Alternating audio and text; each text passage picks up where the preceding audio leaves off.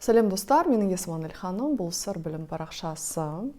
Көптен бері, осы блогты ашқаннан бері, көп әйелдер және қыздар көбінесе маған осындай сұрақ қояды. Менің күйеуім да күйеуге қыз болып шықтым, бірақ та қан ақпады, и менің қыздығыма күмәнданады деген пікір, сондай сұрақ қояды. Не істейін, қалай оған дәлелдейін деп айтады. Негізі ол сұрақты мен уже инстаграмда баяғыда шығардым, бірақ ютубта да осында видео болсын деп шештім. Ең алдымен былай да қарастырайық. Ең бастысы бұл медицина тұрғыда, ғылыми тұрғыда дәлелденген қызда қыздық перде қан шықпауды мүмкін. Оны мен көп рет айтқанмын. Яғни мүше қызға шықса, ол жыртылмаса, жаймен ашылып, қан да болмауы мүмкін. То есть қан даже дұрысы қан болмағаны, значит, әйелге ауырсыну болмайды, жақсы, спокойно өткен деген сөз. Кейбір әйелдерде, қыздарда мүлдем қыздық перде жоқ. Анатомиялық тұрғыда, кейбір прям жаратылысы осындай, қыздық пердесі жоқ. Ол дәлелденген медицина тұрғыдан. Енді не істеу керек? Мысалы, қыз күйеуге шықты, қан жоқ, не істейін? Ең бірінші соны түсіндіру керек. Жігітіңізге, күйеуіңізге айтасыз. Мені ғылыми тұрғыда былай, керекті болса білікті мамандардың статья, газет, қазір YouTube, Instagram, Google көптеген ақпарат бар. Осы видеода көрсетіңіз, мен как маман ретінде, сексолог ретінде осындай нәрселерді көрсетіп, түсіндіріңіз. Жігітіңіз, күйеуіңіз көзі ашық, сізді сүйетін, құрметтейтін жігіт болса, түсінеді. Мына жерде айтатыным. Ары қарай, не істеуім керек? Себебі көптеген әйелдер өздері шошып кетеді, не істейін мен? Маған уже бүйтіп күмәнданып қарайды, осындай нәрселер.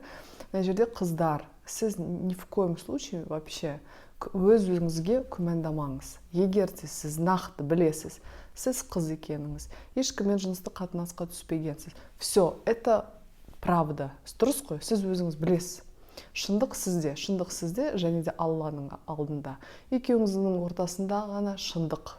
И сіз оны нақты білуіңіз керексіз.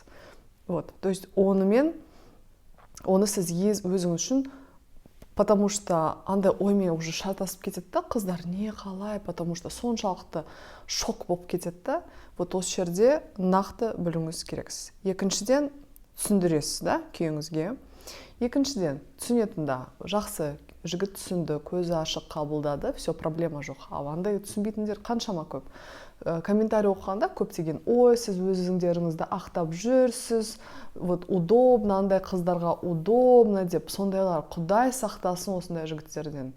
Көзі деген вообще бір тас дәуірі, бүйтіп ештеңесі білгісі, көрінгісі келмейді. Ондай жігіттер қашыңыздан жігіттерден. Или ана жігіттер кішкене, енді мен білмеймін, шын айтсам, сондай жігіттер менің арасында жоқ, Құдайға шүкір деп айтып алайын. Бірақ та ол өте ойландыратын нәрсе. Себебі осындай түсінбейтін, даже ғылыми тұрғыда, көзі даже ашық емес, даже медицина тұрғыда айтқанда даже себейтіндер бар, соған мен таң қалам. Олар көбінесе осылай айтады.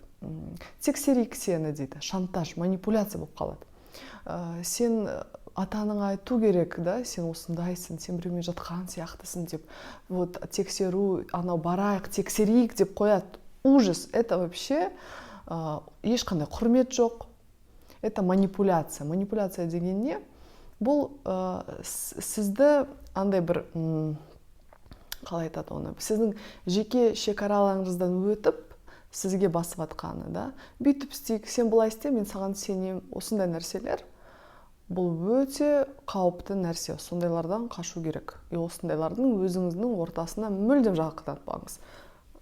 Шекара қойып қоясыз, все. Бірақ мына жерде жеке шекара жайында қазіргі таңда шүкір көп психологтар сол жайында айтып жатыр.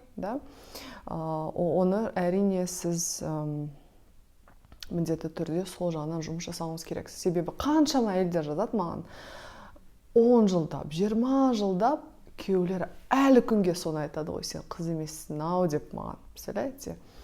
сөйтіп жазады әйелдер, өкініп та, неге мен бұрында сөйтпегенмін, қанша жыл мен осылай оны естіп жүрмін. Это мен ойлаймын да, ондайлар әйелінің крышасы қалай кетпейді. Күнде сондайды естігенің.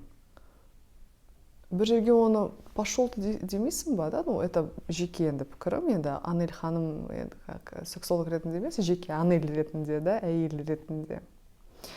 Сол үшін осындай нәрселер болса, егер де сіздің күйеуіңіз сондай нәрсе, шантаж, манипуляция жағынан, бүйтіп, ты мне докажи, бүйтсек, сөйтсек, сен сондай емессің, сөйтіп, андай сөздерді айтып бастаса, все, ол сізге флаг.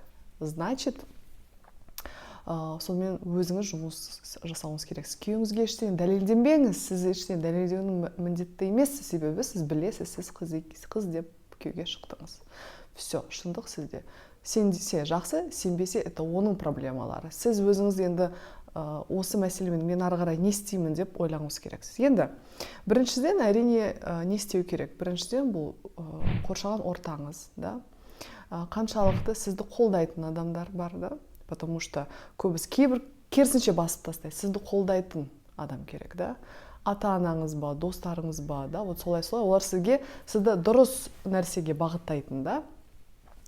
Қиын болса психолог маманына, да? Ең жақсы психолог пен қоршаған орта бірге болу керек. Ең жақсы. Психологтар қазір осындаймен жұмыс жасайды. И психологпен сіз нақты білесіз, сізге бұл керек па, осылай өмір бойы қинап, или сіз басқа жолмен кетесіз ба? Это өзіңіз шешесіз, да? Уже психологқа барған тұрғыда оны көресіз, шешесіз. Екіншісі, да? Еще, кстати, мындай манипуляцияның кезінде ата-анаңа айтамын деп қояды еще кейбіреулері. Вообще, да, ужас. Сондай адамдарды өз орнына қою керек. Бірақ өкінішке орай көп әйелдер өзінің құндылығын білмейді, мен байқағаным. И үндемейді. Ой, сенікі дұрыс, сенікі анау-мынау деп қояды. И орнына ешкімді қоймайды. Оны орынға қояды, өзі ешкімге орында. То есть андай мінез көрсетпейді да. Айналайын, мен білем.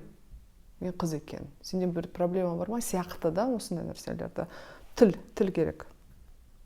Енді мынандай нәрсе, да, қыздығы жоқ қыздар, да. Мысалға, күйеуге шықты. Себебі көп қыздар болып қалған, енді жыныстық қатынасқа түскен, және де андай қорқыныш болады да, ертең мені күйеуге алмайды, мен уже біреумен жаттым. Сондай қыздарда. Сондай қыздарға да бөлек кеңес бергім келіп жүр. Себебі осындай ойлармен көбісі операция жасағысы келеді, гименопластика, яғни қыздық пердені қалпына келтіру деген ойлар көптеген жасатады. Бірақ мына жерде менің парақшам, менің оқырманым, менің кеңесімді білгісі келетін адамдар үшін мынандай кеңестермен бөліскім келеді. Ең біріншісі, болған нәрсе болды. Бұл сіздің жеке тәжірибеңіз, да, өмір. Бұл сіздің қалауыңызбен болды ма, қалауыңызсыз болды ма, да? Көптеген қыздар зорланған, алданған, сондай нәрселер бар. Енді бұл болған нәрсе. Көптеген адамдар қателіктерді жасайды, білмегендіктен жасайды. Көп нәрсе. Сіз өмірде тап-таза, ешқандай күнәсі жоқ адамды таппайсыз. Сол үшін бұны ең дұрысы қабылдау. Болған нәрсе болды. Қабылдау қиын болса, білікті маманмен, сексолог, психолог, психотерапевт маманымен жұмыс жасаңыз, сол сізге көмектеседі, да? Осындай нәрсені қабылдау. Себебі қыздықты қалпына келтіретін адамдар, олар өз болған нәрсеге, тәжірибесіне как будто өтірік сияқты жаба салады да, болмаған сияқты. Операция жасап қояды, и бір таза пәк қыз сияқты шығады. Бірақ артында тәжірибесі бар. Оны сен өшіре алмайсың, миында бәрі бар. Бұл өте психологиялық тұрғыда дұрыс емес, керек емес. Ол жеке пікірім, да, достар. Біріншісі, өзін-өзі ана жерде жек көру керек емес, соны қабылдаңыз. Қаншалықты адамдар, это именно самооценка, да, өз құндылығын, өзді құрметтеу, жақсы көру, өз құндылығын білу, да. Екіншіден, кейбір қыздар, мысалға, айтатыным, өте ерте жетіледі, яғни жыныстық қатынас белсендігі өте жоғары қыздар бар, олар жыныстық қатынасқа ерте шығуы мүмкін. Даже біздің ата-бабаларымыз кезінде да ерте келсе, уже күйеуге шығатын еді, да, баяғыда. Это тоже потому, что ерте келсе, қыз уже дайын да, бала босануға. Ну, дене жағынан да, а миы әлі дайын емес болуы мүмкін енді. Бірақ ерте жетілетін қыздар бар, уже дайын, миы уже дайын, а кейбір өте кеш жетіледі. Кейбір әйелдер 30-ға қарап жыныстық қатынасқа түседі, 40-ға да. Ну, это прям совсем кеш қой, енді 20 мен 30 арасында кейбір, это вот кешті кішкене, кеште там 30-ға таман қарай. Вот. Ондай да болуы мүмкін, и это тоже нормально, да, это адамның өзіне дайындығы, да, қашан дайын болады. Екіншісі, қорқатын, болашақ күйеу түсінбейді, да, қабылдамайды мені. Мына жерде қыздарға айтатын кеңесім, жігіттерді дұрыс таңдап үйреніңіз. Бізде ана әдемі көзге қарап керек емес, оның мінезіне қараңыз, жасаған жұмысы, оқу, ата-анасы қандай, мінезі қандай, бәрін көру керек. Ол өте маңызды. Себебі сіз ол болашақта оған сене аласыз ба? Ол жауапкершілікті ма? Әлде бос сөз ба? Бос сөз қазір толып жатыр да, соған вот именно еще уже андай сөздер кетсе, ой, сен ана қызсың ба? Сенде анау, вот какие-то мынандай кетсе, да, ойын сияқты. Все, сізге бұл тоже бір сигнал, да. Өте қыздар психолог болып үйрену керек, ішкі бір психолог болу керек сізде. Бір дұрыс таңдайтын бір, тем более да күйеуіңіз болса, ертең балаларың шықса, да, нағыз өте керекті нәрсе, да, маңызды. Вот, так что екіншісі это вот это, да, таңдап үйрену. Тағы да бір тақырып, қыздар көп сұраған, мынандай да, күйеуге шыққан, екеуі айтады, сенің қынабың тар емес, там үлкен, сен біреумен болғансың ба? Короче, вообще, да, біздің, бір, как айтады, тырнақтың астында кіріздеу дей ма, бірдеңе сондай айтады, сондай сияқты, да.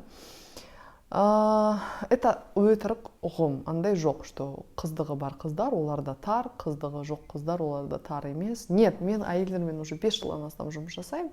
Көптеген әйелдер, особенно босанғанда, 5 баласы, оларда тар болуы мүмкін, күшті болуы мүмкін. А вот вообще босанбаған жас қыз уже кең болуы мүмкін, да. Это менің жеке пікірім, это генетика, гені, да, тұқымына байланысты. Вот менің ойымша жеке. Себебі там 5 балалы ана жақсы болуы мүмкін, кішкентай бір, ну, жас қызда, может быть, там кең. Это все генетика, да. И оны енді бәрі там фитнес арқылы қалпына келтіруге болады, да, интимный фитнес ретінде. А так вообще это вообще өтірік ұғым, да. Тоже мен таңғалам. Так, енді давайте мен бәрі бір видеоның толығынан шешім жолдарын айтайын, да, толығынан. Біріншісі, өз-өзің алдамаңыз, нақты сіз қыз екеніңізді білсеңіз, все, күмәндамаңыз, нақты сол фактіні қабылдаңыз, біріншісі.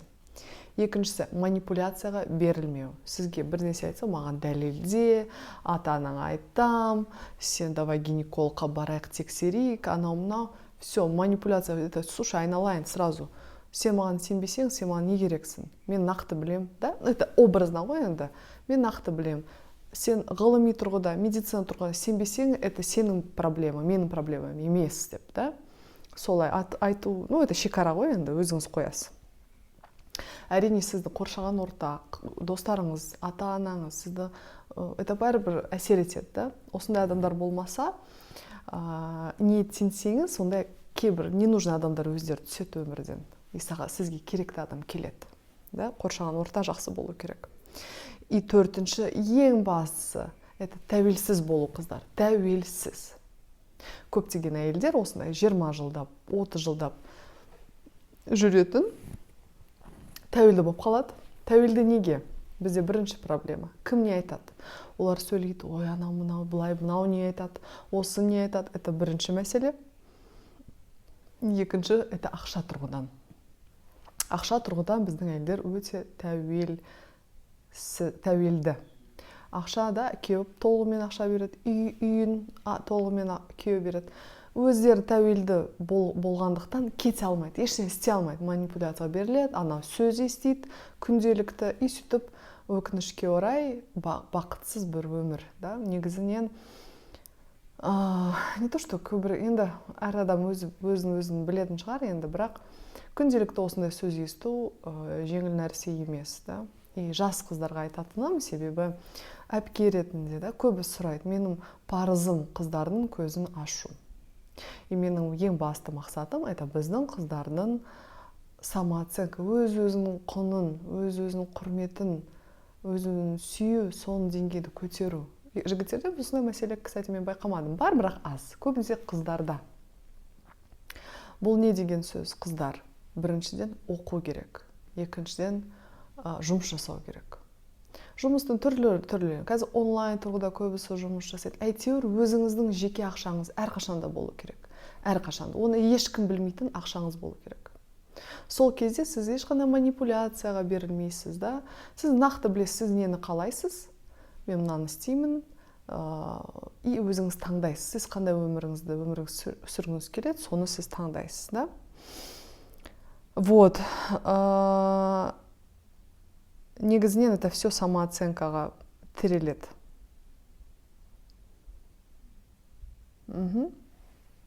Все, қыздар.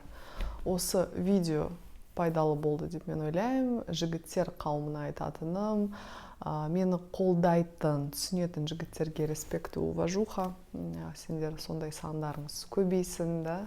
Бізді қуантып, әйел қауымын мен түсінбейтін ұят анау-мынау деген адамдар енді сізге сәттілік деп айтайын. Ештеңе айта алмаймын, бірақ сондай, кстати, хейтерлер арасында, они, наверное, даже осы видеоның соңына дейін даже қарамаған сияқты, да, олар қарамайды соны.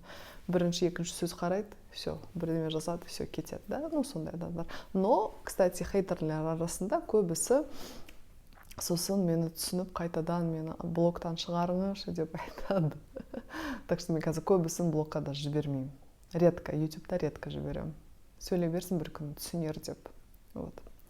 Все, достар, рахмет сізге. Міндетті түрде парақшама тіркеліңіз, Instagram парақшама тіркеліңіз. Сұрақтар болса, пікір қалдырыңыз.